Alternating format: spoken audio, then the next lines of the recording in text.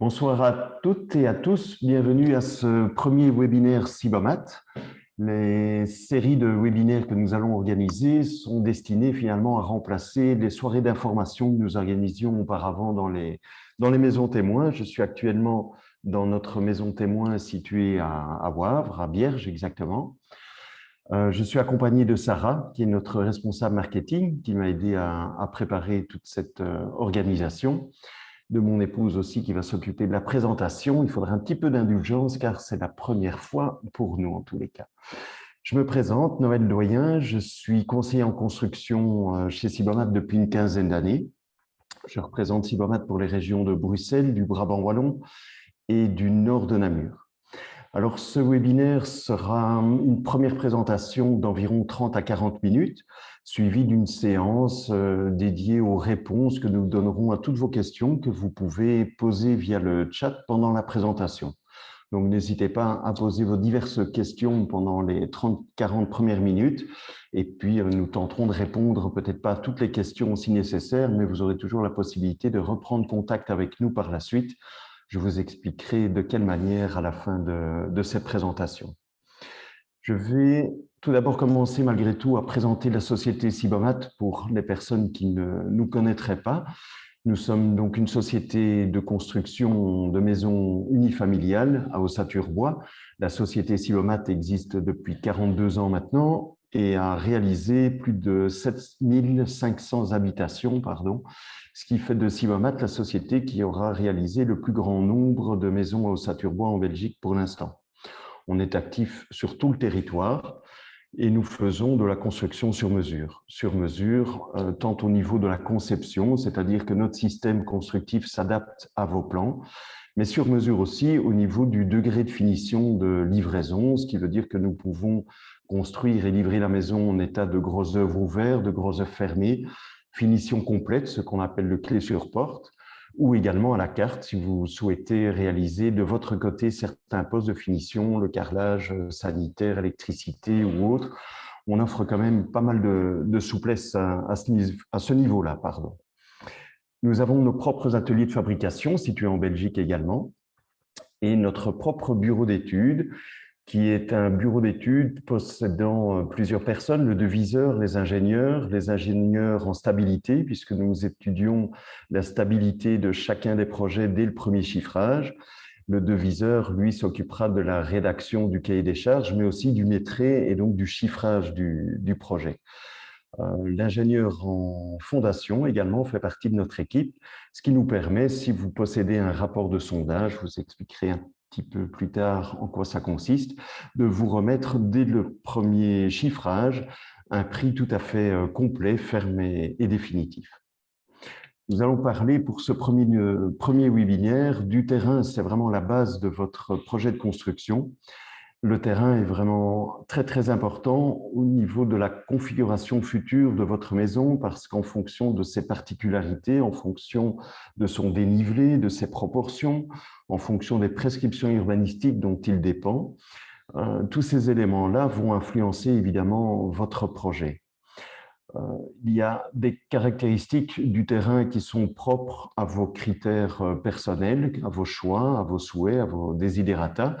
Et il y a d'autres caractéristiques qui seront certainement moins faciles pour vous de prendre en considération. Et c'est là où nous pouvons intervenir dans notre support que nous proposons à chaque couple, dans le support, le soutien pour pouvoir vous aider à déterminer si c'est le bon terrain et également si le terrain risque d'influencer le budget de votre construction. En ce qui concerne la gestion du budget, il est évidemment important que vous ayez un maximum d'informations le jour où vous trouvez le terrain et c'est ce support-là que nous pouvons vous apporter bien évidemment. En parlant de budget, vous devez évidemment, avant de rechercher un terrain, savoir de quel budget vous disposez, donc prendre rendez-vous auprès d'une banque, de courtier, pour savoir quelle est votre capacité d'emprunt, pour connaître aussi le budget que vous souhaitez consacrer à ce projet. Une fois que vous avez votre budget défini, nous allons pouvoir aussi vous aider à vérifier la faisabilité de votre projet en fonction du gabarit de construction que vous souhaitez mettre en œuvre, en fonction de la zone de recherche concernant le terrain. Tous les terrains ne sont pas au même budget, évidemment, en fonction de la zone géographique, mais connaître votre budget nous permettra de vous faire cette vérification de faisabilité, pardon. Il faut savoir que je rencontre des couples au quotidien, évidemment, qui pensent toujours que dans la construction, il y a des faux frais, de mauvaises surprises, qu'il faut réserver un bas de laine sur le côté pour y faire face. Si vous êtes bien accompagné, et c'est ce qu'on propose à chacun de nos clients, si vous êtes bien accompagné, on vous fera part dès le départ, dès le début, pardon, du processus, de tous les frais auxquels vous serez confrontés. Nous les connaissons, nous avons de l'expérience, on a une certaine expertise. Je sais que la majorité des constructeurs n'osent pas annoncer d'emblée tous les frais auxquels vous serez confrontés. Ce n'est pas du tout notre philosophie. Nous préférons être tout à fait transparents et intègres avec vous dès le départ de la relation. Il y a énormément de frais à prévoir en ce qui concerne le projet de construction, mais le thème de ce soir est le terrain. Donc, de manière générale, sachez qu'en région wallonne et bruxelloise, vous devez compter plus ou moins 15% de frais à ajouter au budget terrain. Ce qui veut dire que si vous achetez un terrain 100 000 euros, vous en dépenserez 115. Pourquoi? Parce qu'il y a 12,5% de droits d'enregistrement, plus les frais de notaire à prévoir également. Mais dans certains cas, il faudra vous renseigner aussi auprès du vendeur, que ce soit un agent immobilier ou un particulier, pour voir si en dehors du budget sur lequel vous serez mis d'accord pour l'acquisition du terrain, est-ce qu'il y aura d'autres frais à prévoir également ou est-ce que tout est inclus dans le prix d'achat? Je pense par exemple au plan de bornage. Est-ce que le plan de bornage est inclus dans le prix, oui ou non? Est-ce que le bornage physique du terrain est inclus? Est-ce que les frais d'acte de division, qui ont parfois lieu dans certains cas, imaginons un propriétaire d'une maison avec un grand terrain qui décide de diviser une partie de sa propriété pour vendre un terrain à bâtir, il devra faire acter cette division. Est-ce que les frais d'acte de division seront inclus dans le prix d'achat? Dans certains cas de nouveaux lotissements aussi, vous pouvez avoir une partie du budget terrain qui sera dépendant de la TVA et l'autre partie dépendant des droits d'enregistrement. Évidemment, la TVA est de l'ordre de 21%, donc le calcul du prix final de votre terrain sera évidemment différent dans ce cas-là. Donc, ces questions-là seront à poser de manière systématique, on va dire, aux vendeurs. Comment trouver son terrain pour mettre toutes les chances de votre côté? Vous devez savoir que la demande est bien plus importante que l'offre aujourd'hui en ce qui concerne les terrains à bâtir. Donc, il faudra que vous multipliez vos chances, que vous ouvriez l'éventail de possibilités pour vous aider à trouver le bon terrain avant les autres, évidemment. Alors, il y a les grands classiques, que ce soit les publications papier, les magazines ou Internet. Tout le monde connaît ImoWeb, tout le monde connaît Imovlan, Logitimo. C'est ce que j'appellerais les grands classiques. Alors évidemment, ce sont les incontournables, bien entendu, mais vous êtes très, très nombreux à vous suffire de ces grands classiques et donc vous minimisez vos chances. Alors, il faudra pour cela, essayer de trouver d'autres alternatives en parallèle. Bien sûr, il ne faut pas oublier les grands classiques, loin de là. Mais en parallèle, moi, ce que je vous conseille, par exemple, c'est de vous inscrire auprès des agences immobilières qui sont actives dans la zone géographique de votre recherche. Vous inscrire auprès des agences immobilières directement, ça vous permet d'être averti en priorité. Pourquoi? Parce qu'un agent immobilier qui rentre en portefeuille un nouveau bien aujourd'hui ne va en publier l'annonce que 10-15 jours après. 10-15 jours qui seront nécessaires pour qu'il prépare l'annonce, qu'il fasse tout le nécessaire de ce côté-là, mais ça va lui permettre aussi de prévenir ses contacts directs en priorité. Ça lui permettrait d'un côté d'éviter de devoir placer une annonce, mais si vous êtes inscrit, évidemment, vous serez averti avant les visiteurs de ces grands classiques, bien entendu. Les études de notaire, je me rends compte que les couples oublient un petit peu que les notaires sont aussi chargés de la vente de certains biens. Les notaires ne publient pas toujours des annonces et apposent simplement ces annonces parfois au sein de l'étude même, dans les salles d'attente et autres. Donc, je pense qu'il est intéressant également de vous renseigner auprès des études de notaire présentes dans la région de votre recherche. Le bouche à bouche, Le bouche à oreille, pardon, excusez-moi. Le bouche à oreille, ce sera beaucoup plus efficace que le bouche à bouche dans ce cas-ci. Le bouche à oreille, j'y arriverai, c'est créer votre réseau. Donc, parlez-en à vos amis, à vos collègues, à la famille. C'est toujours très, très utile et ça permet sincèrement de pouvoir trouver parfois la perle rare. Vous êtes certainement sur Facebook ou d'autres réseaux sociaux. N'hésitez pas à faire part de votre recherche aussi. Je pense que c'est une alternative qui en vaut la peine. Dernier conseil en ce qui concerne la recherche de votre terrain, sillonnez la région, baladez-vous le week-end. Ça vous permettra d'abord de faire connaissance avec cette région-là. Et ça vous permettra aussi de découvrir des terrains qui sont mis en vente avec uniquement la position d'un panneau à vendre sur le terrain. Bon nombre de propriétaires savent également que l'offre est moindre que la demande.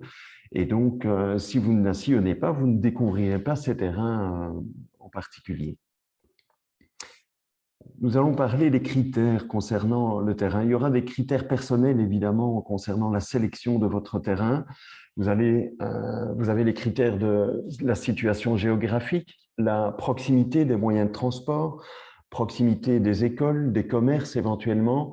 Est-ce qu'il y a un réseau GSM sur le terrain? Ça peut toujours être important pour certaines personnes. Est-ce que vous souhaitez construire une maison 2, 3 ou 4 façades? Bon, voilà, ce sont des critères tout à fait personnels pour lesquels nous ne pourrons être d'aucune aide, je pense. Et puis, il y a l'orientation aussi du terrain, je pense, qui est un critère personnel assez important. La seule chose que je voudrais dire par rapport à l'orientation, c'est détrompez-vous. L'orientation sud-arrière pour un terrain n'est pas l'orientation spécialement idéale. Je pense que l'orientation ouest est très intéressante, voire même nord-ouest. Mais sachez aussi que l'architecte est là pour trouver des solutions euh, afin d'orienter, d'implanter la maison, de concevoir la maison, les ouvertures, etc., pour obtenir une maison très lumineuse, même si le terrain n'est pas spécialement orienté sud à l'arrière. Donc, il y a quand même moyen au niveau de la conception du projet, puisque vous pourrez concevoir votre projet de A à Z, de telle manière que cette maison soit quand même malgré tout lumineuse, même si l'arrière du terrain est orienté nord. On va parler plus en détail ici des critères plus particuliers pour lesquels on peut vous être d'une aide, on peut vous apporter cette aide, ce soutien, ce support. Vous devez, par exemple, bien vérifier aussi que le terrain soit un terrain à bâtir. Il faut savoir que le territoire est réparti en plusieurs zones. Seul un terrain dans une zone à bâtir est intéressant pour vous. Ne l'oubliez pas, il y a des terrains qui sont à vendre à des prix défiant toute concurrence, mais qui sont localisés dans une zone agricole, par exemple. Vous ne pourrez rien en faire en ce qui concerne votre projet de construction. Il faut savoir que dans certaines communes, le règlement communal urbanistique impose parfois des superficies minimum de terrain pour pouvoir délivrer un permis.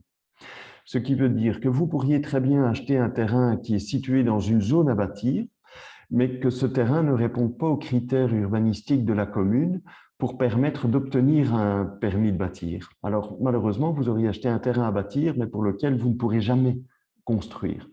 Il y a certaines communes également qui imposent non pas une superficie minimum de terrain, mais une superficie minimum en ce qui concerne la zone constructible sur le terrain. En région wallonne, par exemple, dans la majorité des cas, à compter de la rue, ce sont les 50 premiers mètres du terrain qui sont considérés comme zone à bâtir. Eh bien, certaines communes imposent que cette zone ait une superficie minimum. Donc, il faut se renseigner à ce niveau-là également. Est-ce que le terrain se trouve dans une zone inondable, une zone à risque d'inondation? Est-ce qu'un axe de ruissellement le traverse? Ce sont quand même des critères relativement importants à prendre en considération. Évidemment, chaque configuration de terrain est différente. Vous pourriez être dans une zone à risque d'inondation, mais avec un terrain qui est surélevé par rapport à son environnement. À ce moment-là, votre risque d'inondation en ce qui concerne la maison est moindre, bien évidemment. Est-ce que la voirie qui borde le terrain, donc la rue, est équipée en électricité, en eau, en gaz, le téléphone, les égouts? Ce sont évidemment des critères très, très importants. Un terrain qui ne pourrait pas être raccordé directement à l'électricité et à l'eau, ça va représenter un surcoût relativement important pour votre future maison.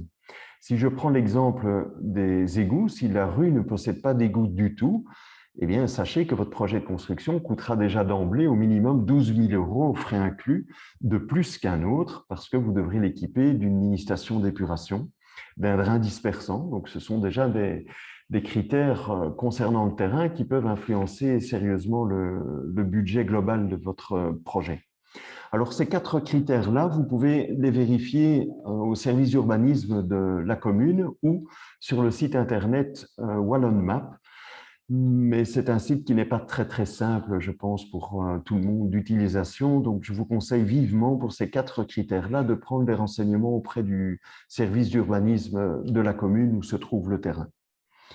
Est-ce que le terrain est plat? Est-ce que le terrain est horizontal à hauteur de rue? Il faut savoir que ce type de configuration peut influencer sérieusement le projet. Ce n'est pas ce soir que je pourrais vous donner un ordre de grandeur de budget, bien évidemment, parce que chaque cas est différent. Donc ça, ce sont des critères qu'on devra analyser avec vous et qu'on pourra vous quantifier, vous faire une estimation d'un éventuel surcoût. Si le terrain présente un certain dénivelé, vous pourriez être obligé d'avoir une configuration sous forme de demi-niveau. C'est la diapositive que vous voyez à l'écran. Côté gauche, c'est le niveau de la rue. Côté droit, c'est le niveau du jardin. Il faut savoir qu'aujourd'hui, en région wallonne, vous devez construire de telle manière que la maison épouse la forme du terrain et non l'inverse. Un terrain comme ceci, qui est plus bas que la rue, n'espérez pas pouvoir le remblayer pour obtenir une construction d'un seul niveau à hauteur de rue. Ce ne sera pas autorisé. Donc, dans ce cas-là, le demi-niveau sera obligatoire, mais ça entraîne quand même une autre configuration de maison, un autre budget également. Dans ce cas-ci, si la rue est à gauche de l'écran, eh bien, vous auriez par exemple le hall d'entrée et puis une demi-volée d'escalier qui vous permettrait d'accéder au niveau des pièces de vie qui seraient à hauteur du jardin. Vous remonteriez donc cette demi-volée pour arriver au niveau du hall d'entrée, pour reprendre une autre demi-volée d'escalier qui vous amènerait à un second plateau. Bref, cette configuration-là ne va pas plaire à tous les clients, évidemment, parce que ça multiplie les escaliers et cette configuration, quand même, limite aussi l'aménagement de la maison. Donc, il y a certaines contraintes supplémentaires quant au plan. Vous pourriez aussi avoir un terrain qui est surélevé par rapport à la rue, par exemple. Si je prends l'exemple de gauche, c'est un niveau qui est semi-enterré, dans lequel on pourrait envisager l'aménagement d'un garage, d'un hall d'entrée, de cave, de pièces techniques, etc. Et à ce moment-là, à hauteur du jardin, se trouveraient les pièces de vie. Si vous souhaitez ce genre de configuration, il faut bien se rendre compte également qu'il faudra quand même que le terrain soit surélevé d'environ au moins 2,50 m. S'il est surélevé d'1,80 m, cette configuration-là ne sera pas possible, bien entendu.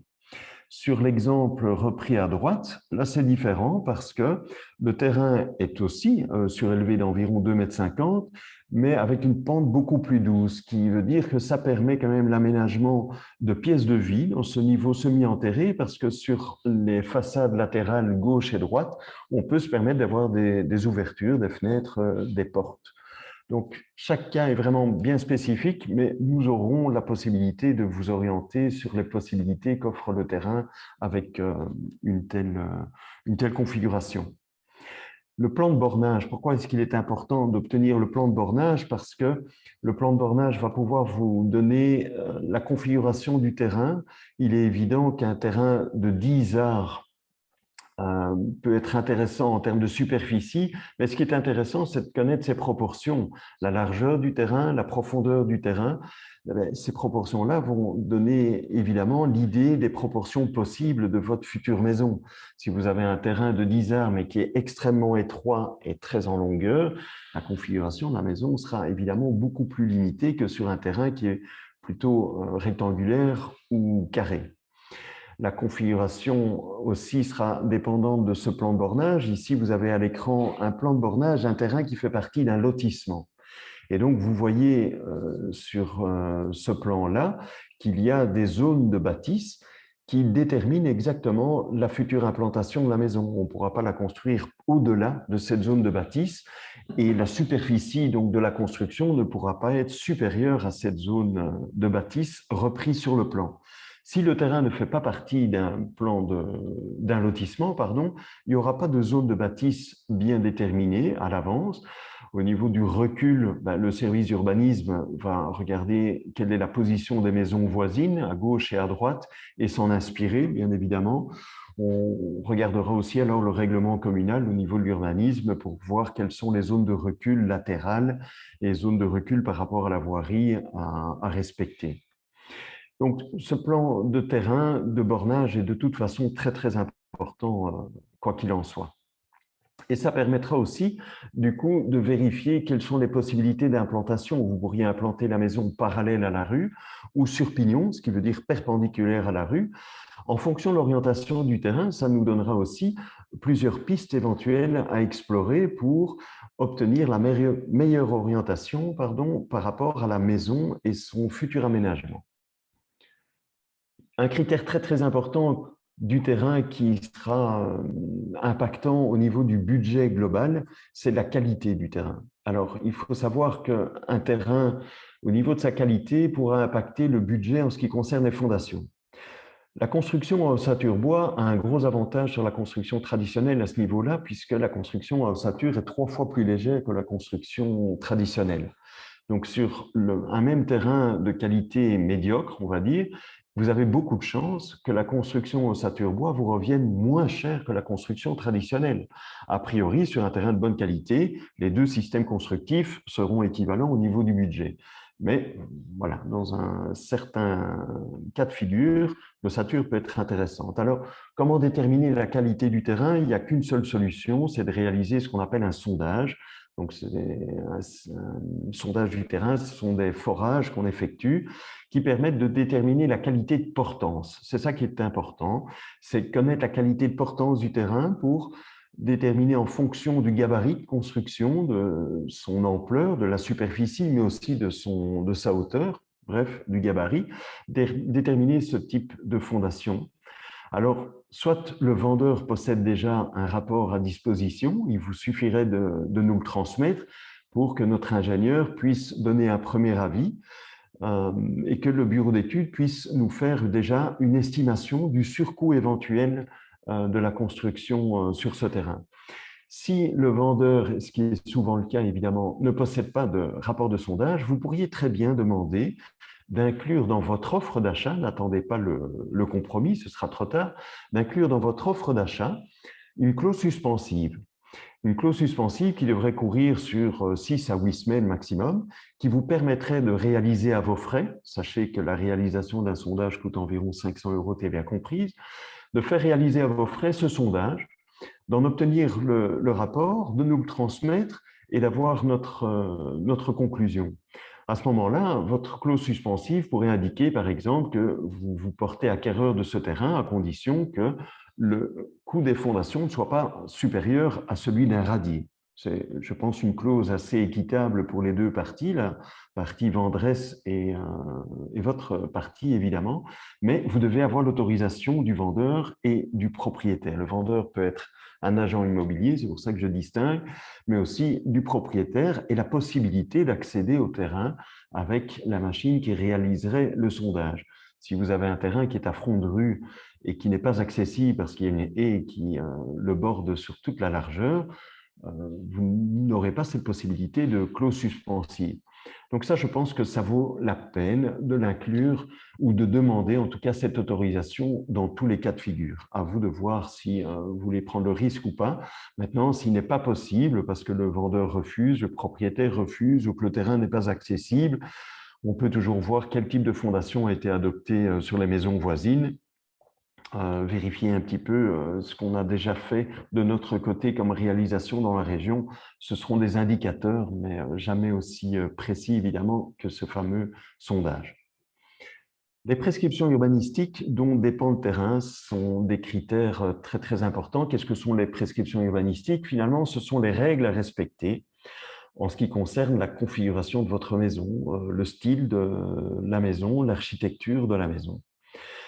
Ces règles urbanistiques peuvent aussi imposer une superficie minimum ou maximum au sol. elles peuvent indiquer une implantation obligatoire, parallèle ou perpendiculaire à la voirie. Le style architectural, par exemple, en Wallonie, il est quand même beaucoup plus rare par rapport à la Flandre de trouver un terrain sur lequel vous puissiez construire une architecture contemporaine à toit plat. Je sais que pas mal de couples aujourd'hui aiment beaucoup cette architecture-là. C'est pas simple, donc peu de terrains dépendants d'un lotissement le permettent. Ce seront plutôt des terrains hors lotissement, mais toujours avec l'aval de la commune, bien évidemment. Je sais que la région namuroise est beaucoup plus ouverte aujourd'hui à ce type d'architecture que le Brabant wallon, par exemple, mais je me rends compte que les services d'urbanisme sont quand même plus tolérants aujourd'hui que ça n'était le cas il y a une dizaine d'années. Donc, dans ces prescriptions urbanistiques, vous allez pouvoir connaître quelle est la superficie, comme je le disais, mais la hauteur de la maison également. Est-ce que vous devrez avoir un étage mansardé ou est-ce que vous pourrez avoir un étage complet? Est-ce que ce sera une toiture à deux pans? Quels seront les matériaux de finition extérieure, donc en termes de parement? Est-ce que vous pourrez avoir une brique? Si oui, dans quelle teinte? Est-ce que vous pourrez avoir un crépi ou peindre la brique? Est-ce qu'il y aura des coloris imposés pour les châssis? Ce sont tous ces paramètres-là que les prescriptions urbanistiques vous donneront.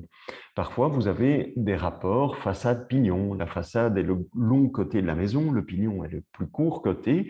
Certaines prescriptions urbanistiques imposent un certain rapport entre les deux, ce qui veut dire que vous aurez une maison plus ou moins carrée ou plus ou moins rectangulaire en fonction de ce rapport façade-pignon.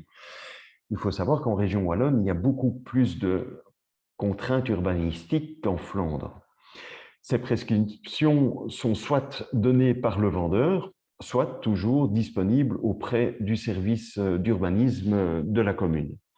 Il y a deux cas de figure pour ces prescriptions urbanistiques. Vous avez soit un terrain qui fait partie d'un lotissement. Alors, on va dire que c'est beaucoup plus simple, c'est-à-dire que c'est beaucoup plus clair en fait, parce que ces prescriptions urbanistiques de lotissement indiquent clairement les règles pour le lotissement et parfois même pour le terrain en question, parce que certains lots dans un même lotissement peuvent avoir des règles différentes. Ou vous avez l'autre cas de figure, le terrain ne fait pas partie d'un lotissement. Dans ce cadre-là, eh bien, le terrain, vous ne pourrez pas faire tout ce que vous voulez, comme le disent certains vendeurs, j'ai déjà entendu ça. Non, pas du tout. Vous avez le règlement urbanistique général de la Wallonie qui s'appelle le CODT, CODT, auxquelles peuvent se grever les règles urbanistiques communales également. Donc, c'est toujours auprès de la commune qu'il faudra se renseigner. Parfois, certaines communes ont des règles urbanistiques différentes en fonction de la localisation du terrain sur la commune. Ils ont parfois plusieurs zones urbanistiques différentes. Alors, le fait d'avoir un terrain hors lotissement, ça peut être peut-être plus intéressant pour vous parce que ça vous donne plus d'ouverture, évidemment, puisque les règles urbanistiques de lotissement sont clairement établies dans l'ensemble. Ça vous donne plus d'ouverture, mais attention, ça vous donne aussi plus d'ouverture au service d'urbanisme pour restreindre certaines particularités du projet en fonction de leur appréciation. Donc, c'est plutôt une question de négociation avec la commune. On peut toujours déroger, on appelle plus ça des dérogations aujourd'hui, mais des écarts, on peut toujours déroger à des prescriptions urbanistiques, même de lotissement, mais ce sera toujours avec l'aval de la commune, bien entendu. Alors, c'est pas simple, évidemment, à vous retrouver dans toutes ces démarches-là. C'est pour ça que nous proposons systématiquement, mes collègues et moi, notre soutien pour pouvoir vous donner ces indications plus précises avant que vous ne fassiez une offre. Sachez que, en ce qui me concerne, moi, je donne vraiment une priorité quand je reçois un message téléphonique ou un email. Si je vois qu'il s'agit de renseignements concernant un terrain, ce sera le message auquel je vais répondre en priorité parce que je ne voudrais pas que votre terrain vous passe sous le nez à cause de ma lenteur. Donc, je réponds toujours le jour même ou le lendemain au plus tard. Mais pour vous aider, il me faut quand même quelques informations. Ce n'est pas moi qui irai au service d'urbanisme pour aller chercher les infos nécessaires. Vous les connaissez maintenant. Qu'est-ce qu'il me faudra comme information? L'adresse du terrain, bien entendu. Faites toujours quelques photos du terrain et de ses environs, les maisons voisines en face, etc. Un maximum de photos, c'est toujours intéressant. Il me faudra de votre part aussi le plan de bornage, bien entendu, les prescriptions urbanistiques et si vous avez la chance d'obtenir un rapport de sondage, eh bien, communiquez-le nous également. Sur base de ces informations, on pourra regarder en détail tout le résumé de mes explications de ce soir. Nous pourrons, en fonction de ces informations, vous faire une estimation relativement précise des éventuels surcoûts auxquels vous serez confrontés de par la configuration spécifique de la maison, de par la qualité éventuelle du terrain, etc. Nous pourrions aussi vous apporter notre support en vous commandant le rapport de sondage. Vous ne connaissez peut-être pas de société réalisant ces études-là. Nous en connaissons bien évidemment, ça fait partie de notre quotidien. Alors, on peut vous commander le sondage, on peut faire le nécessaire, toutes les démarches pour vous. On obtient le rapport de sondage, je vous le communique en parallèle évidemment à notre bureau d'études, mais c'est bien évidemment vous toujours qui allez payer la réalisation de ce sondage. On vous fait signer un bon de commande pour ce sondage. Mais tout ce qui concerne nos conseils, nos estimations, notre support, c'est totalement gratuit et sans engagement, bien entendu. Alors, à qui vous adresser chez Sibomat, puisque nous travaillons sur tout le territoire de la Belgique?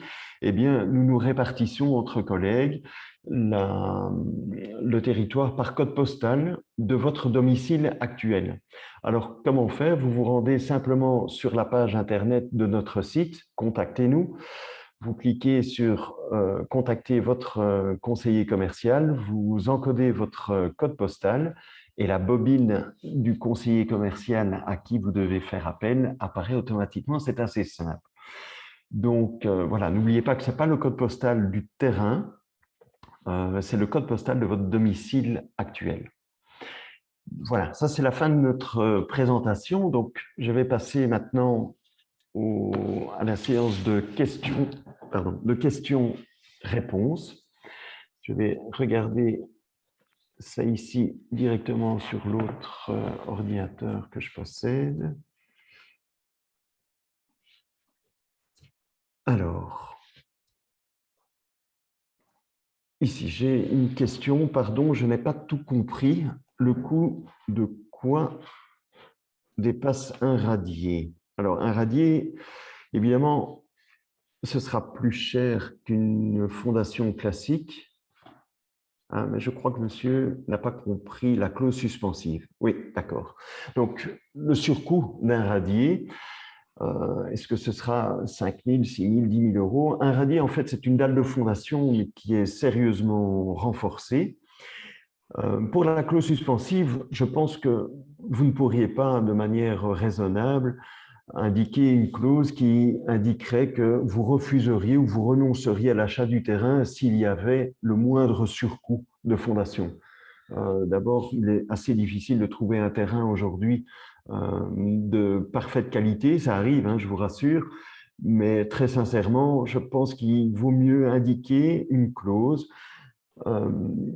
pour laquelle vous acceptez un certain surcoût. Un radier, on va dire que pour une maison d'environ 90 mètres carrés au sol, d'une hauteur sous corniche d'environ 5 mètres, 5 mètres 50, ça devrait tourner aux alentours de 6 000 euros hors TVA, 6 7 000 euros hors TVA. Donc, je pense que si vous indiquez dans votre clause suspensive que si le surcoût de fondation dépasse celui d'un radier, 6 7 000 euros hors TVA, à ce moment-là, vous avez le droit de pouvoir renoncer à l'achat du terrain. C'était simplement à cette mention que je faisais référence.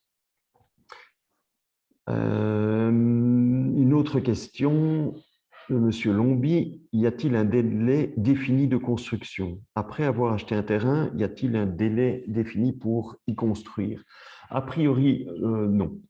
Vous pourriez très bien acheter un terrain et le garder tel quel une dizaine d'années comme investissement ou vouloir construire 5 ans après.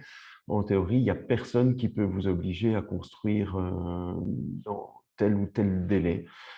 Je réfléchis un petit peu parce que dans le cas de certains lotissements, je sais que le lotisseur voudrait quand même que le lotissement ne reste pas en travaux pendant une trop longue période, mais je n'ai jamais rencontré de clause telle que celle-là. Donc, non, il n'y a pas de délai à respecter à ce niveau-là.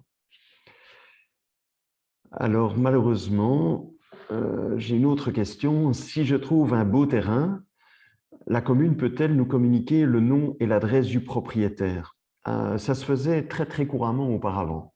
Ça veut dire que vous pouviez trouver un beau terrain et c'était vraiment une démarche intéressante pour essayer de pousser un petit peu le propriétaire d'un terrain qui reste tout nu comme ça, non pas abandonné, mais bon, de pouvoir contacter l'urbanisme effectivement et de demander les coordonnées. Aujourd'hui, avec les nouvelles règles de protection de la vie privée, les services d'urbanisme ne sont plus du tout autorisés à vous donner les coordonnées. Alors, je crois que la seule solution, ce serait de contacter un voisin éventuel pour avoir les coordonnées, alors bien qu'il ne serait pas autorisé à le faire, mais voilà, de manière commune, ça pourrait se faire de cette manière-là, mais pas auprès de l'urbanisme, effectivement.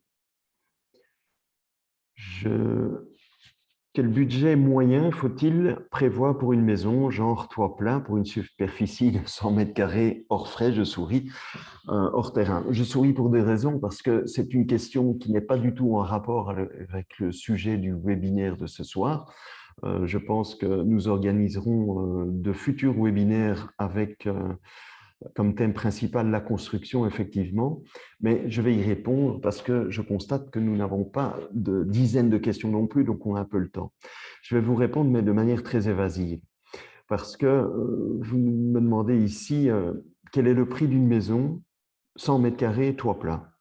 Qu'est-ce que ça veut dire finalement? Est-ce que c'est 100 mètres carrés uniquement au rez-de-chaussée? La maison ne comporterait pas d'étage, ou est-ce que la maison comporte un étage aussi? Alors, il est évident qu'il faudra faire une estimation pour 200 mètres carrés de construction. C'est assez difficile à vous répondre. Pour quelle raison? Parce que c'est comme si j'allais chez un concessionnaire voiture et que je lui demandais le prix d'une voiture 5 places. Alors, évidemment, vous connaissez déjà la réponse, il n'y en a aucune. Finalement, je vais quand même essayer de vous donner un ordre d'idée, mais vous allez avoir comme réponse dans le domaine de la construction, dans 90% des cas, vous allez avoir des réponses un petit peu tronquées, trompeuses. Pourquoi? Parce que la majorité des constructeurs ne veulent pas effrayer dès le départ et donc vont donner une idée de budget de construction sur base d'un cahier des charges super basique, voire tout à fait incomplet pour certains. Je ne vais pas prendre des extrêmes, il y a des constructeurs qui sont vraiment pas sérieux du tout, mais dans la majorité des cas, les constructeurs vont prendre comme référence ce qu'on appelle leur cahier des charges. Moi, je pense que le cahier des charges d'un constructeur n'a aucun intérêt pour vous. Pourquoi? Parce que si vous rencontrez 3 constructeurs différents, ils vont vous parler sur base de leur cahier des charges qui seront déjà tous les 3 différents l'un de l'autre. Donc, vous n'allez pas pouvoir comparer des pommes avec des pommes. Ce sera très, très compliqué. D'abord, est-ce que vous le connaissez, leur cahier des charges? Et puis, de toute manière, dans la majorité des cas, un cahier des charges ne correspond jamais, un cahier des charges de constructeur, pardon, ne correspond jamais aux attentes d'un client. Soit il est incomplet, soit il est trop basique sur certains postes. Vous aurez, je vais parler de ma clientèle, hein, c'est celle que je connais évidemment, dans 80% de mes projets, les clients choisissent un chauffage par le sol. Un chauffage par le sol ne fait jamais partie d'un cahier des charges standard. Ce n'est pas comme ça pour tous les clients, bien évidemment. Est-ce que vous voulez du carrelage, du plancher, etc. Donc, finalement, dans les réponses que nous allons vous donner, enfin, qu'on va vous donner dans le domaine de la construction, ce seront toujours des budgets inférieurs à celui que vous allez dépenser. En ce qui me concerne, je ne me base pas du tout sur un cahier des charges standard de constructeur, je me base sur ce que dépense la moyenne de la clientèle aujourd'hui. Pourquoi? Parce que j'ai constaté depuis des années et des années que la majorité, la toute grande majorité de la clientèle dépense sensiblement le même budget au mètre cube. Alors, ils n'ont pas tous les mêmes souhaits, les mêmes desiderata, les mêmes attentes, les mêmes priorités, mais au final, eh bien, l'ensemble fait qu'ils dépensent quasiment la même chose. Alors, si on reprend, j'imagine que vous parliez d'un projet de construction de 100 mètres carrés, mais avec un étage, donc ça veut dire 200 mètres carrés. Vous devriez compter, selon la moyenne clientèle aujourd'hui, aux alentours de 1500, 1600 euros hors TVA du mètre carré pour la construction d'une maison, comme vous l'avez indiqué, genre toit plat. Ça veut dire architecture contemporaine. C'est une architecture d'une clientèle différente. C'est une clientèle par rapport à une clientèle pour une maison d'architecture assez classique, brabançonne. Eh bien, l'architecture d'une maison contemporaine aura une clientèle qui sera plus attirée par des matériaux de parement extérieur un peu moins courant, par exemple. On ne va pas prendre une brique brun-rouge comme on le voit souvent en architecture classique. On va prendre soit du crépi, soit un bardage bois, soit un mariage plusieurs parements, soit une brique très contemporaine sans joint. Ce seront des éléments qui feront monter la note par rapport à une architecture classique. Les architectures contemporaines à toit plat sont en général dotées d'ouvertures, donc de fenêtres de superficie beaucoup plus importantes que dans une architecture classique. Il faut savoir que tout ce qui est menuiserie extérieure, donc fenêtres, portes, etc., ces éléments-là coûtent plus cher qu'un mur dans tous les systèmes constructifs. Donc, ça fait de nouveau augmenter un petit peu la note. Au plus vous avez de superficie vitrée, au moins vous avez de murs, au moins vous avez de structure. Ça veut dire que plus on a de fenêtres, au plus on va devoir renforcer la structure de la maison, bien évidemment. Ça fait de nouveau augmenter la note. Les matériaux de finition intérieure, en général, bien entendu, dans ces architectures, les clients sont plus attirés par exemple, un béton lissé au sol ou un revêtement en époxy. C'est très à la mode pour l'instant, je constate.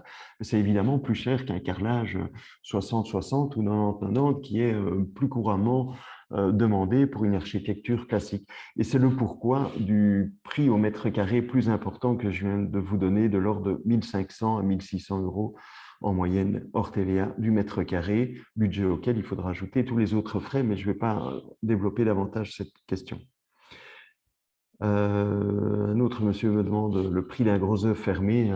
Je ne sais pas répondre à ça, tout dépendra évidemment du projet. C'est très dépendant de la configuration de la maison. Tout ce que je peux vous dire, c'est qu'en moyenne, un gros œuvre coûtera environ 35% de budget en moins qu'une finition clé sur porte. Est-ce que la société terrienne wallonne dispose-t-elle d'un site avec les terrains que la région wallonne aurait en vente? Non, pas à ma connaissance. Monsieur Dan nous demande, vous disiez que l'orientation sud n'est pas spécialement la meilleure. Pourriez-vous en dire un peu plus à ce sujet? Oui, bien sûr, avec plaisir. Pourquoi? Parce que l'orientation sud, arrière d'une maison, c'est peut-être une idée un peu figée dans l'esprit de la clientèle aujourd'hui. On se dit, voilà, plein sud, je vais avoir une façade arrière très lumineuse, plein soleil. Il faut savoir qu'en Belgique, quand il fait beau, il fait très chaud. Donc, vous avez votre terrasse en plein soleil à midi. C'est peut-être pas le plus agréable, mais ce que je pense par rapport à l'orientation ouest, par exemple, c'est que l'orientation ouest vous permet de bénéficier de la luminosité, de l'ensoleillement le plus tard possible en fin de journée.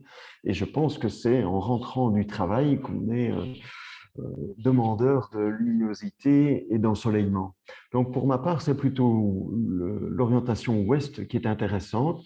Maintenant, si vous aimez les terrasses plein sud, pour en profiter, vous pouvez aussi imaginer, malgré tout, la configuration de votre terrasse autre que la terrasse simplement accolée à la façade arrière. On peut avoir une terrasse en L qui viendrait border le pignon droit de la maison qui, lui, serait orienté sud.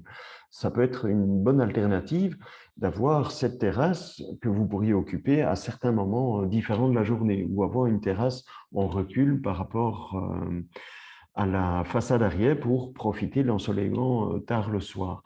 Ce que je constate aussi, c'est que les gens sont souvent demandeurs aussi d'une maison lumineuse.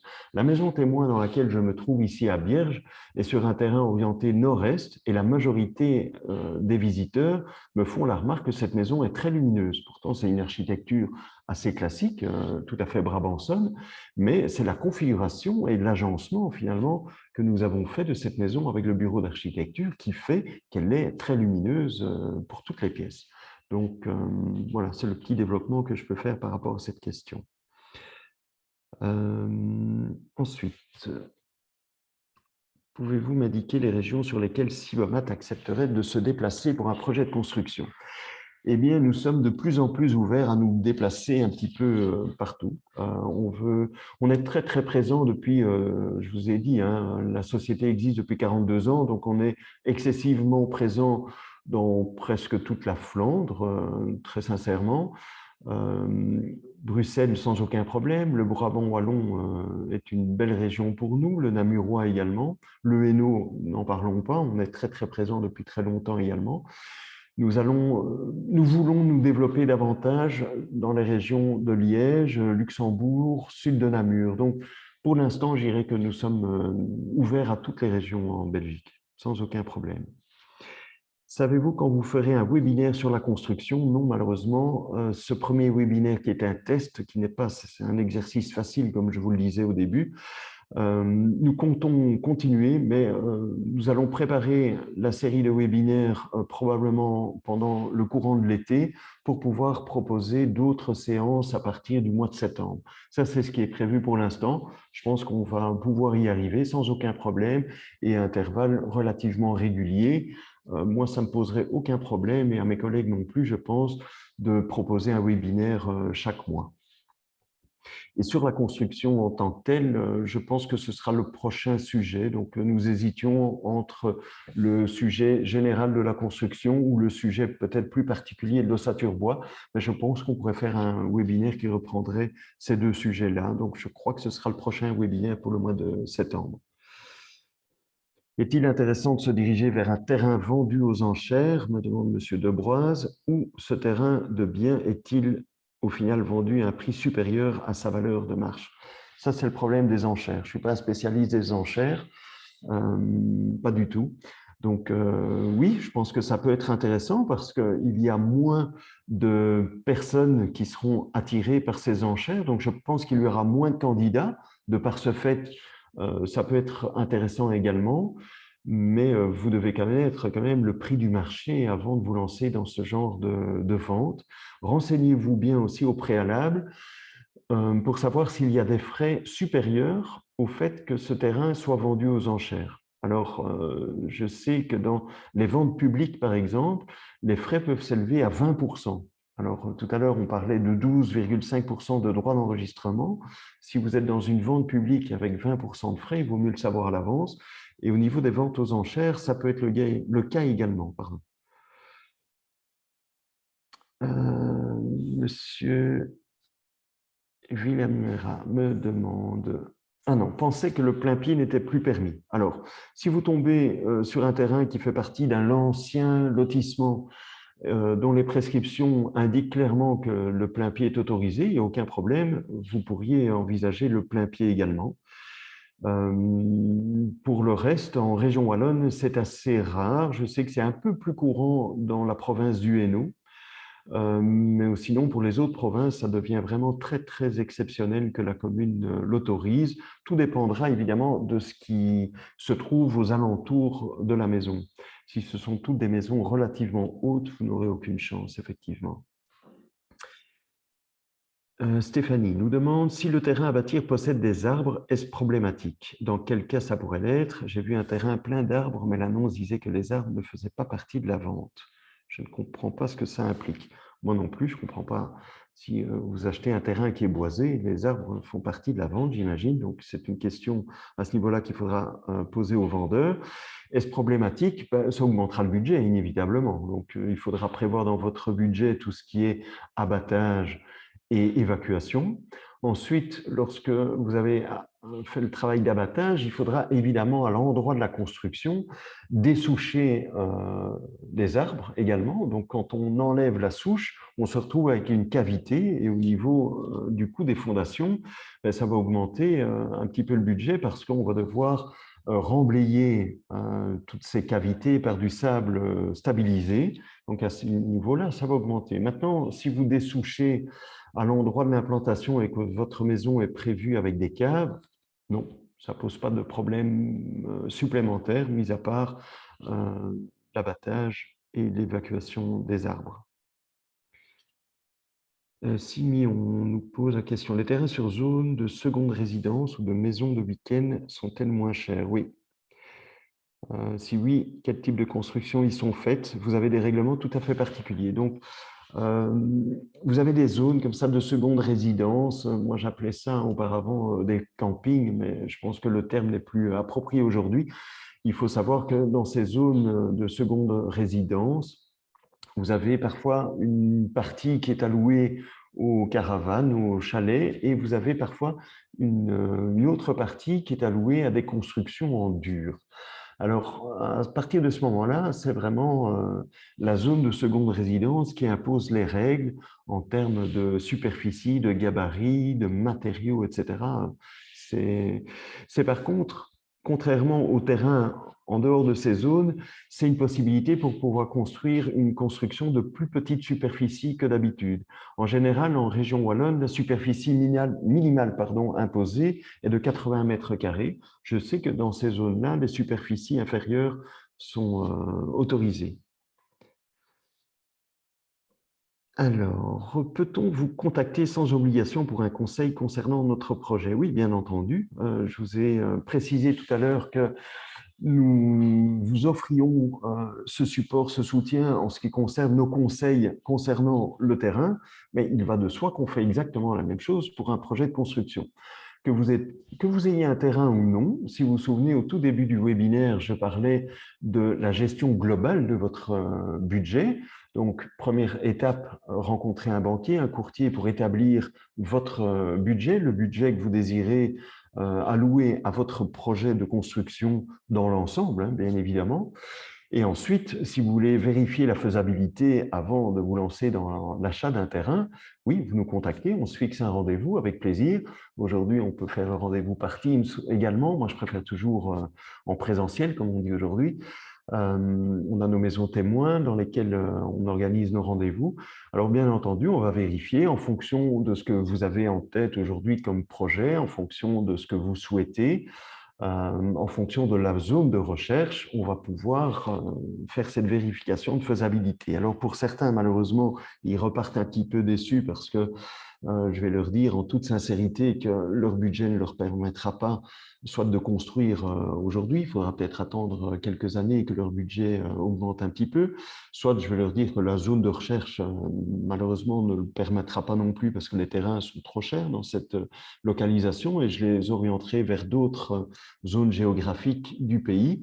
Soit il faudra revoir un petit peu à la baisse le projet. Bon, ça peut arriver, évidemment, mais en général, la majorité des contacts repartent avec un certain sourire et sont rassurés de se dire que le projet est faisable. Auparavant, ou dans certains cas, c'est un architecte aussi qui peut le faire, mais je constate que le constructeur est plus à même de gérer les budgets. Moi, j'établis toujours un petit tableau Excel pour mes contacts, que ce soit lors de ce type de rendez-vous ou lors de la mise en route d'un avant-projet ou du chiffrage, un tableau Excel qui reprend de manière très claire tous les budgets. Alors, vous avez le budget du terrain et les autres frais, on en a parlé. Vous avez le budget de la construction hors TVA. Et puis, j'additionne dans ce tableau Excel tous les frais auxquels vous serez confrontés. C'est ce que j'appelle notre transparence, notre intégrité dès le départ. Et on peut compléter ensemble ce budget, ce tableau, pardon, avec les budgets, même pour lesquels nous ne sommes pas concernés, bien évidemment. Si vous voulez que je vous fasse une estimation de l'aménagement extérieur, des superficies de terrasses et autres, bien entendu, moi, je considère que mon rôle de conseiller en construction, je ne suis pas là pour vendre une maison, pas du tout, je ne suis pas agent immobilier, mais ça fait partie de notre mission d'accompagnement, bien entendu. Si je décide d'acheter une maison à démolir pour reconstruire, cela revient-il beaucoup plus cher? Merci. Alors, ça peut revenir, ça peut être intéressant aujourd'hui. Il faut savoir que le nouveau gouvernement a mis dans son programme, et c'est effectif depuis le 1er janvier, une possibilité de réduire dans ce cas-là la TVA de votre construction à 6%. Je parle bien de la TVA de la construction, pas de tous les autres frais. Par exemple, les frais d'architecte seront toujours calculés à 21% de TVA, mais la TVA sur votre nouvelle construction et sur les frais de la démolition pourrait être réduit à 6% au lieu de 21%. Il faut remplir certaines conditions, bien entendu. Je ne peux pas vous les énumérer aujourd'hui. Je crois que ça devrait faire le sujet d'un webinaire à part entière. Mais oui, ça peut être plus intéressant. Il faut savoir qu'en Flandre, ça devient quasi monnaie courante parce qu'il y a vraiment une plus grande pénurie de terrain en Flandre qu'en Wallonie. Et c'est peu dire, puisque en Wallonie, on sait que c'est déjà pas simple. Mais il est parfois intéressant, effectivement, d'acheter un terrain avec une ancienne bâtisse, de la faire démolir. Le budget d'une construction, c'est variable, bien évidemment, mais ça peut aller, frais inclus, de 15 à 25 000 euros quand la TVA est comptée à 21%. Bon, c'est plus ou moins dans cette idée-là. Et maintenant, vous pouvez aussi, je pense à ça, acheter un terrain avec une construction qui n'est pas spécialement une maison, un grand garage, un atelier par exemple, et bénéficier de cette TVA à 6%, ou acheter un terrain qui ferait peur à certaines personnes parce qu'elles ont peur de s'engager dans les démarches de démolition, etc. Il faut savoir que certains constructeurs comme Sibomat peuvent assurer le service de la démolition également.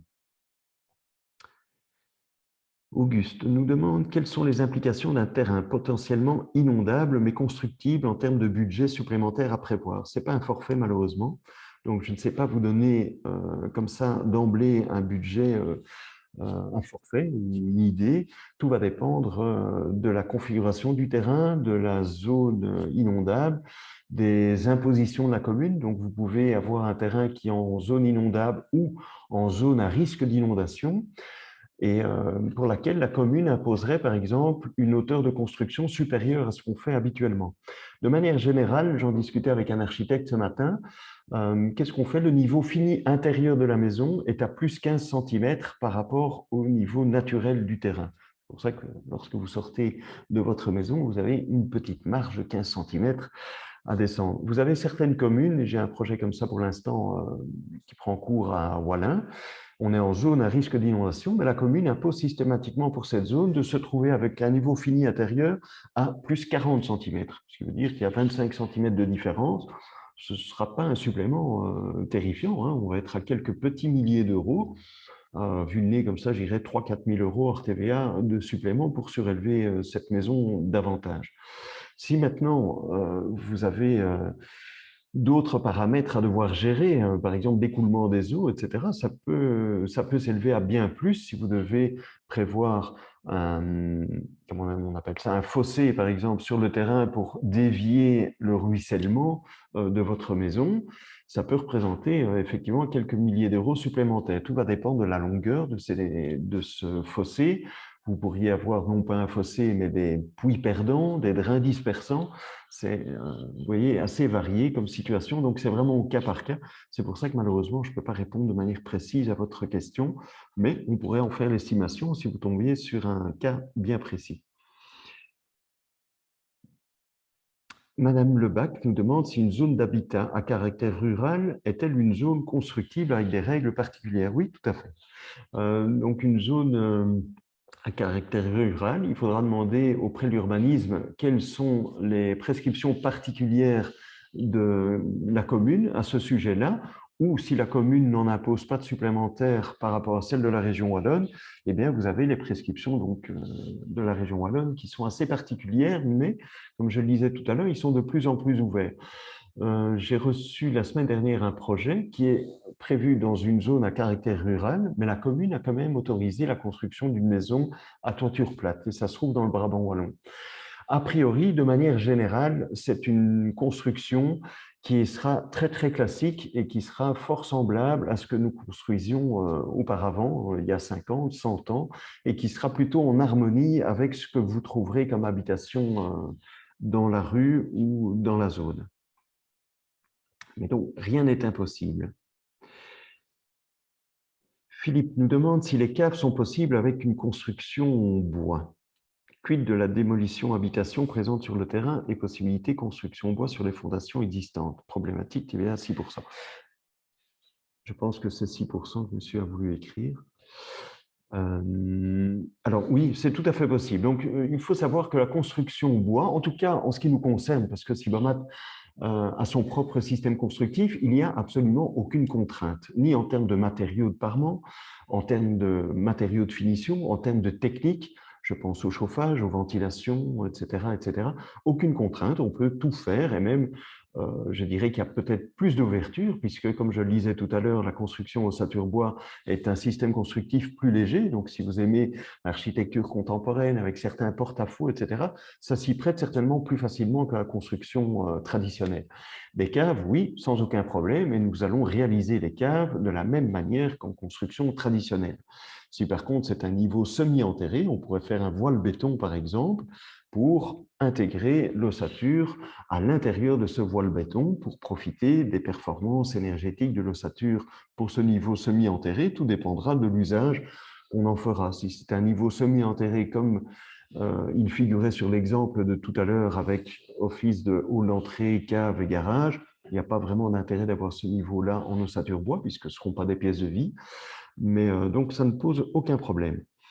Quid de la démolition pour habitation présente sur terrain et reconstruction sur les fondations existantes? C'est vraiment très, très particulier. Il faudra que nous fassions ou qu'un bureau d'études fasse une analyse très détaillée de la fondation existante pour être certain qu'elle soit capable de supporter la nouvelle habitation. Je ne vous cache pas que dans la majorité des cas, il est préférable, pas une toute grande majorité, mais la majorité, il est préférable d'éliminer également les fondations existantes pour repartir à zéro sur de très très bonnes bases. Et donc à vérifier. A-t-il une obligation de dépollution et si oui, qui en supporte les frais? A priori, le vendeur, malheureusement, en région wallonne, il n'y a pas de, je ne sais plus comment on appelle ça, mais il n'y a pas de cartographie de zones polluées, ce qui est le cas en Flandre. Donc là, on n'est pas encore à jour. La région wallonne dit qu'elle met ça à jour depuis des années, donc j'imagine qu'il y a beaucoup de travail pour y arriver. Mais imaginons que vous achetiez un terrain où se trouvait auparavant une pompe à essence, par exemple. À ce moment-là, oui, il faudra que le vendeur puisse évidemment prendre ça à sa charge. Si le vendeur vous vend ce terrain-là en toute connaissance de cause, bien évidemment, vous achèterez le terrain à un meilleur prix et vous prendrez à charge la dépollution. Donc finalement, ça revient un petit peu au même. On est en train de me dire qu'il y a également des questions dans le chat et moi, je regardais dans les questions-réponses. Donc, je vais parcourir maintenant les autres questions parce que je suis arrivé au bout des questions-réponses. Alors, dans le chat, je retrouve Monsieur Peignois. Je connais un Monsieur Peignois, mais ce n'est pas le même. Quel est le coût d'un radier? On en a parlé.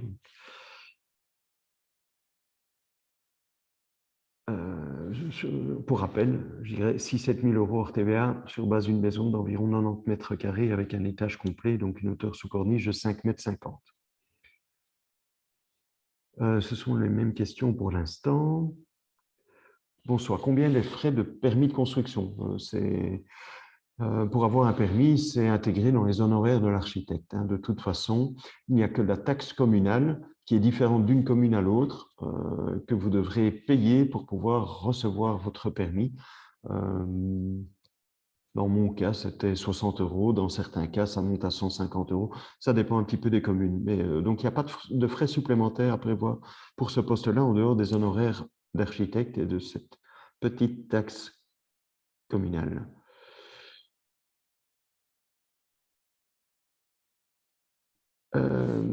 J'ai trouvé un terrain, mais le vendeur veut le vendre avec des terres agricoles pour ne faire qu'un seul lot. Comment trouver le prix juste, étant donné qu'il y aura des aires constructives et des aires agricoles? Évidemment, il faudra faire un petit peu la part des choses entre la superficie de la zone considérée comme constructible et la superficie de la zone agricole. Tout va dépendre de la région, bien évidemment.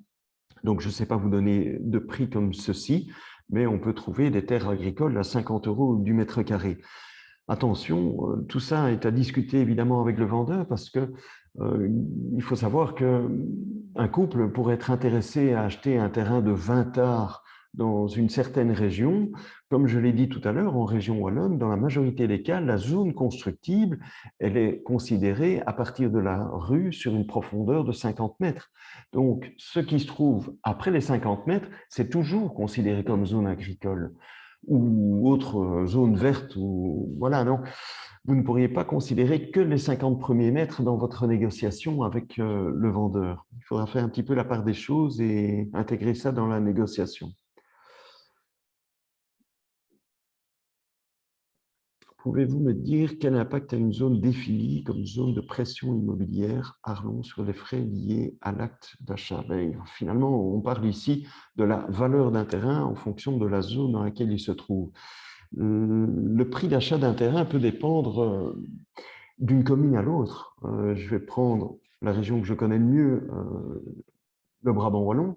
Si je prends le prix d'un terrain situé sur la commune de Chaumont-Gistoux et le prix d'un terrain situé sur la commune d'Incourt, qui est vraiment contigu à Chaumont-Gistoux, les prix seront différents. Même s'ils sont à 50 mètres à vol d'oiseau, à 100 mètres à vol d'oiseau l'un de l'autre, ça risque d'être déjà un facteur qui va différencier le prix du terrain, évidemment.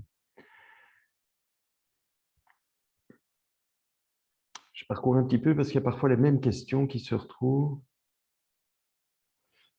Comment pouvoir estimer si le coût moyen d'un terrain est surévalué ou pas? En consultant un notaire local? Non. Le but étant d'avoir une idée de marge de négociation. Il faut connaître le prix du marché. Donc, vous savez, il n'y a finalement qu'un géomètre expert qui pourrait vous déterminer le prix d'un terrain, mais ça va être un prix très, très théorique finalement. Pourquoi? Parce que le géomètre expert, il a beaucoup de connaissances, ça je n'en doute pas. Il fait référence au prix de vente des précédents terrains, donc ça c'est une très très bonne source puisqu'il va se renseigner auprès des études de notaires pour connaître le prix des terrains similaires et dans la même région évidemment, le prix de vente.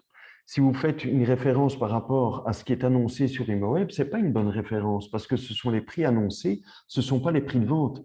Ils se seront peut-être vendus plus cher ou moins cher que ce que vous trouverez affiché sur ImoWeb. Malheureusement, le géomètre expert ne tient pas compte d'un paramètre, c'est le côté émotionnel que tout acheteur possède. Que ce soit pour l'achat d'un terrain ou l'achat d'une maison existante, il y a le facteur émotionnel qui va influencer le prix. Donc, ce que vous demandez, c'est de savoir un petit peu quel est le prix du marché. Même en fonction de la configuration, ça va pas faire changer le prix. Donc, je pense que la seule solution que vous avez aujourd'hui, c'est de vous renseigner un petit peu auprès des annonces malgré tout et auprès des notaires pour faire un juste milieu. Mais ça va pas être évident. Je pourrais peut-être vous renseigner si ça fait partie de ma région ou vous regardez sur le site comme on vous l'a montré tout à l'heure, vous encodez votre code postal sur notre site internet pour trouver le conseiller en construction Cibomat qui pourra vous répondre à cette question en fonction de la région. Je crois que je suis arrivé à la fin des questions dans le chat et dans les questions et réponses. Oui, je suis arrivé à la fin. Donc, je vous remercie déjà d'avoir participé à ce webinaire. J'espère que j'ai été à la hauteur de vos attentes. Je crois que la présentation s'est bien déroulée. Donc, Sarah et Laure, vous faites du bon travail. Moi, je ne sais pas encore. On me dira ça plus tard. Mais voilà, je vous invite en tous les cas à rester en contact avec nous. On est toujours disponible pour vous. On s'est permis évidemment d'encoder vos adresses email. Donc, la prochaine organisation d'un webinaire vous sera communiquée par un mailing de toute façon. Donc, vous ne devez pas venir sur notre site toutes les 2 semaines pour voir s'il y a quelque chose organisé. Vous serez tenu informé. Voilà, je tiens simplement à vous remercier et comme je le disais, en espérant que ça a répondu à vos attentes en tous les cas. Passez une excellente soirée et à la prochaine ou à bientôt, j'espère. Au revoir.